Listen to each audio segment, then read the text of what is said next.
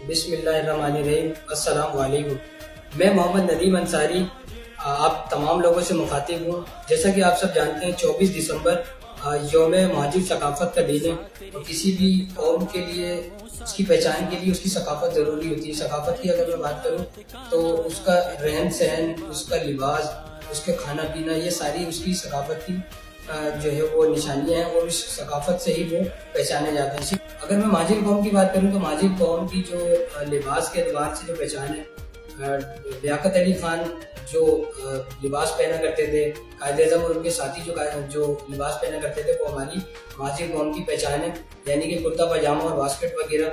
اگر آپ کسی بھی خاص طور پہ میری مہاجر نوجوانوں سے درخواست ہے کہ آپ اپنا جب کلچر ڈے جب سیلیبریٹ کریں تو کوشش کریں کہ آپ پینٹ شرٹ یا ٹی شرٹ وغیرہ پہن کے اس کو اجاگر نہ کیا کریں۔ آپ اپنی جو ثقافت ہے اس کو اجاگر کیا کریں۔ جو ہماری جو ثقافت کا لباس ہے، کرتا پاجامہ اور واسکٹ، اس کے علاوہ اردو زبان جو ہے وہ مہاجر کی ثقافت کی سب سے بڑی پہچان ہے۔ بلکہ میں یہ نہیں کہوں گا 24 دسمبر مہاجر ثقافتی دن ہے، بلکہ یہ پاکستان کی ثقافت کا دن ہے۔